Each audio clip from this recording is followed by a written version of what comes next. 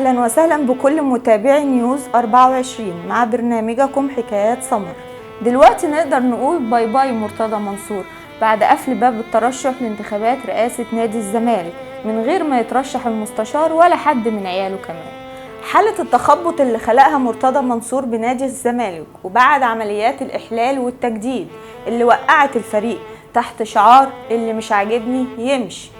مرتضى منصور أصبح بعيد عن القطب الثاني للكرة المصرية بعد ما بقت المنافسة ما بين فاروق جعفر وحسين لبيب. شكل كده الزملكاوية كانت قلوبهم شايلة ومعبية، فبعد ما تأكدوا من غياب المستشار عن الساحة الرياضية قطعوا صورته ورموها من لوحة النادي الشرفية. تعالوا نتخيل 4 سنين من غير المستشار.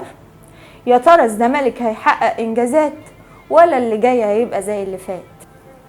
من دلوقتي الجمهور شايف ان اللعيبه هياكلوا النجيله، كل الجماهير مستنيه زيزو والشيكا وفتوح وبيهتفوا ويقولوا الدوري مش هيروح، وان الفريق قدامه 4 بطولات والجمهور نفسه الزمالك يحقق كل الانجازات. بس الاهم نخلص من التعصب الرياضي ويكون قدام الدوله فرصه لتطبيق منظومه رياضيه جديده بشكل قوي مش عادي. النهارده خلصت حكايتنا، استنونا في حكايه جديده.